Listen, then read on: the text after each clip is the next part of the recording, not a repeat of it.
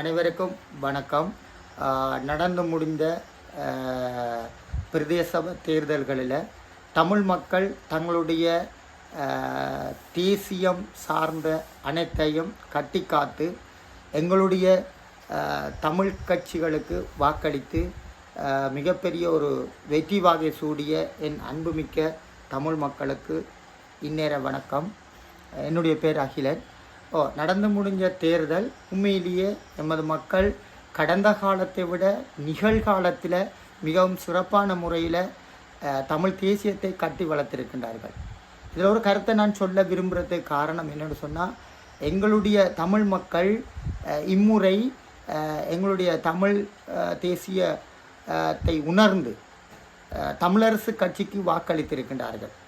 இவர்கள் வாக்களித்ததுக்கான காரணம், இனியும் எங்களுடைய தமிழ் தேசியம் அற்று போகக்கூடாது என்பதில் மிகவும் தெளிவான முறையில் அவர்கள் வாக்களித்திருக்கின்றார்கள். உண்மையும் அதுதான். ஏனென்று சொன்னால், கடந்த காலங்களில் நடந்த சம்பவங்களை உணர்ந்து தான் பாராளுமன்ற தேர்தலுக்கு மக்கள் அதாவது ஜேவிபிக்கு வாக்களித்து நாங்கள் விட்ட தவறுகளுக்காக ஒரு பனிஷ்மெண்ட்டை தந்திருந்தது. அந்த பனிஷ்மெண்ட் அந்த பனிஷ்மெண்ட் இனி தவறு விடக்கூடாது என்பதில் தமிழ் மக்கள் உறுதியாக இருந்து எல்லோரும் தமிழ் தேசியத்துக்காக எங்களுக்கு பின்னுக்கு வந்து நின்று இன்று வாக்களித்திருக்கின்றார்கள். இன்றைக்கு உங்களுக்கு தெரியும், ஜேவிபிக்கு 20 லட்சம் வாக்குகள் இன்றைக்கு முற்று முழுதாக அவர்களுக்கு வாக்கு வங்கி குறையப்பட்டிருக்கின்றது. இது ஏற்கனவே தெரிஞ்ச விஷயம். இதை நான் பலரிடம் கூற நான் கதைச்சிருக்கிறேன். ஏனென்று சொன்னால், இப்போ நீங்கள் செய்ய வேண்டிய மிக முக்கியமான வேலை, அதாவது எங்களுடைய முன்னாள் போராளிகள் உங்களோட பக்கம்தான் நிற்கிறோம். அதில் மாற்று கருத்து இல்லை.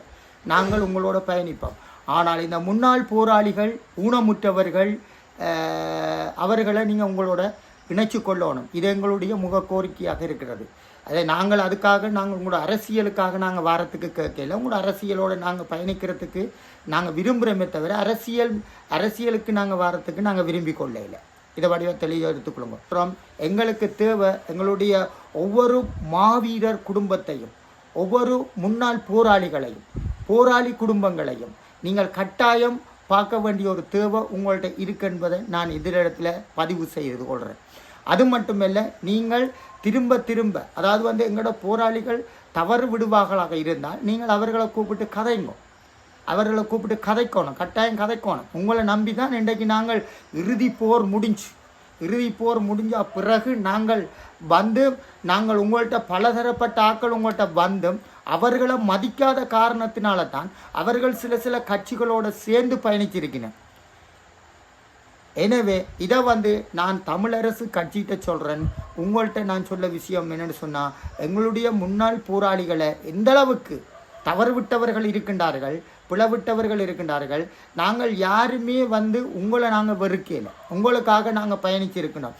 அதே போல் கஜேந்திரகுமார் பொன்னம்பலம் ஐயா அவர்கள் கூட தமிழ் தேசியத்தை, அதாவது தந்தை செல்வானுடைய பாதையில் பயணிப்பாராக இருந்தால் அதோடு நாங்கள் பயணிக்க தயார் என்று சொல்லியிருக்கின்றேன். இப்போ நீங்கள் தமிழ் கட்சிகளெல்லாம் ஒன்று சேர வேண்டிய ஒரு தேவை இருக்குது. நாங்கள் திருப்பி நாங்கள் ஒன்றை சொல்ல முடியாது. நாங்கள் சரி விட்ட தவறு, நாங்கள் உங்கள்கிட்ட மன்னிப்பு கேட்டிருக்கிறோம். சரி, நாங்கள் உங்கள்கிட்ட சொல்கிறோம், உங்களோட நாங்கள் பயணிக்க தயாராகத்தான் இருக்கின்றோம். உங்களுக்கு தெரியும், மூத்த போராளிகள் நிறைய பேர் நாங்கள் இன்றைக்கு புனர்வாழ்வு முடித்து வந்திருக்கின்றோம். அதாவது ஜனநாயக நாட்டில் ஜனநாயகத்தை கதைப்பதற்கு எங்களுக்கு உரிமை இருக்குது. அதற்காக ஆயுதம் தூக்கி போராடி நீ இப்படி செய்யு நாங்கள் சொல்ல வரையில. இந்த நாட்டில் இருக்கிற ஜனநாயகத்தில் எங்களுக்கும் ஒரு உரிமை இருக்குது. நாங்களும் கேட்கணும். உங்களுக்கு தெரியும், நாங்கள் இந்த முறை பிரதேச தேர்தலுக்கு நாங்கள் சில வேலை திட்டங்கள் செய்து சில பக்கங்களால் நாங்கள் சில மன உளைச்சலுக்கு ஈடுபட்டுனாங்க. உங்களுக்கு தெரியும், மிக முக்கியமானது எங்களோட கிளிநொச்சி மாவட்டத்தில் இருக்கிற சந்தை பகுதி. அதாவது சந்தை பகுதியில் இருக்கிற ஒவ்வொருத்தரையும் நீங்கள் போய் கேட்டால் தெரியும் நாங்கள் எப்படியெல்லாம் கதைச்சிருக்கிறோம்னு சொல்லி. அதே போல் எங்களோட சந்தையில் இருக்கிறார்கள் உங்களை வெறுக்கக்கூடாது. அதாவது முதலாளித்துவம் சரியாக இருக்கும்னு சொன்னால் அந்த பிரதேசம் நிச்சயமாக ஒரு புத்துணர்ச்சி பெறும். இதுதான் என்னுடைய கருத்து.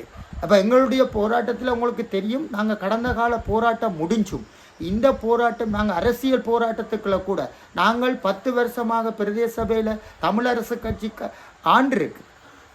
ஆமாம், அதில் வந்து நாங்கள் நிறைய பிழைகளை விட்டுருக்கிறோம். அந்த பிழைகளை எல்லாம் தூக்கி குப்பையில் போட்டுட்டு இனி வருகின்ற காலங்கள் அது ஒரு வித்தியாசமான ஒரு நகர்வை நீங்கள் மேற்கொள்ளணும் என்றால் தான் நாங்கள் மாகாண சபை தேர்தலை நாங்கள் மிகவும் சிறப்பாக நாங்கள் கையாளக்கூடியதாக இருக்கும்.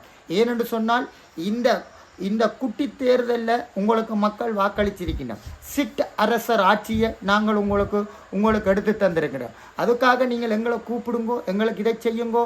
அது எங்களுடைய மக்களை நீங்கள் தேசியத்தை பாதுகாப்பதற்கு தமிழ் கட்சிகளாக இருக்கிற இந்த தமிழரசு கட்சியால் முடியும் என்று சொன்னால் நீங்கள் ஏற்றத்தாழ்வு இல்லாமல் ஏற்ற பாகுபாடு இல்லாமல் நல்லதொரு ஒரு ஒரு முடிவு எடுக்கணும் என்று தான் என்னுடைய கருத்து. ஏனென்று சொன்னால் நிறைய போராளிகள், முன்னாள் போராளிகள் இன்றைக்கு காலிழந்து அவனுக்கு ஒரு வாழ்வாதாரம் இல்லாமல் நிறைய பிரச்சனைக்கு உள்வாங்கப்பட்டு கொண்டு இருக்கின்றார்கள். தவறு இருக்குது, தவறு இல்லை. முன்னாள் போராளிகள் தவறு விட்டு தான் இருக்கணும். தவறு விடையில் என்று நான் சொல்ல வரையில்லை. 5 விரலும் ஒரு மாதிரி இல்லை தானே. அப்போ சமத்துவமான முறையில் நான் உங்களை கேட்குறேன். அதே போல் நான் வெளிநாட்டில் இருக்கிற ஒவ்வொரு முன்னாள் போராளிகளும் உங்கள்கிட்ட நாங்கள் கெஞ்சி கேட்பது என்னென்னு சொன்னால், தமிழ் மக்களுடைய தேசியத்தை கட்டி காப்பதற்கு இந்த தமிழ் கட்சிகளை எவ்வளவுக்கு முடியுமோ அந்தளவுக்கு ஒற்றுமைப்படுத்தணும். ஏன்னு சொன்னால் இம்முறை தேர்தலில் நாங்கள் இந்தளவுக்கு வந்திருக்கோம்னு சொன்னால் அடுத்த தேர்தலில் நாங்கள் இதோட பெரிய சிறப்பாக இருந்தால்தான் எங்களுடைய உரிமையை பெற்றெடுக்க முடியும். எங்களுடைய மக்களுக்கு சரியான ஒரு சுதந்திரமான, சுபிட்சமான, ஒரு நியாயமான, ஒரு நேர்மையான ஒரு கட்டமைப்புக்குள்ளே வரக்கூடிய ஒரு தீர்வை தான் நாங்கள் கேட்கின்றோம்.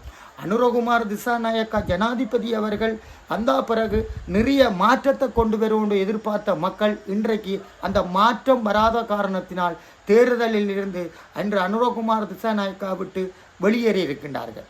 எனவே இதுதான் எங்களுக்கு கிடைச்ச மிகப்பெரிய வெற்றி.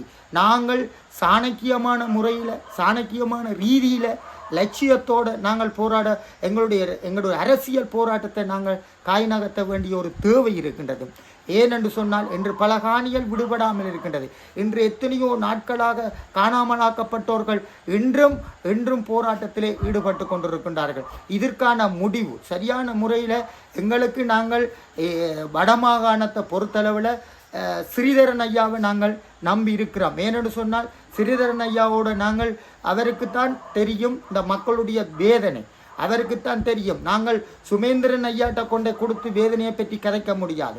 உங்களுக்குத்தான் அந்த முடிவு தெரியும். அந்த முடிவை எடுக்கக்கூடிய சரியான ஒரு உன்னதமான ஒரு அரசியல் குரல் கொடுக்கக்கூடிய ஸ்ரீதரன் ஐயா அவர்கள், நீங்கள் இனியாவது மக்களுடைய பகைமை ஏற்படுத்தாமல், இன்று எங்களுக்கு தெரியும், நான் ஏற்கனவே நான் திரும்ப சொல்கிற ஒரு விஷயம், முன்னாள் போராளிகளை நீங்கள் ஒதுக்காமல் அவர்களையும் சேர்த்துக்கொண்டு இனி வருகின்ற காலங்கள் அவர்களை நிச்சயமாக நீங்கள் சரியோ பிழையோ அப்பால அவர்களையும் சேர்த்துக்கொண்டு எங்களுடைய மாவீர குடும்பங்களுடைய வாழ்வாதாரத்தையும் சரியாக தெளிவுபடுத்தி அவர்களுடைய வாழ்வாதாரத்தை கொண்டு செல்லணும்.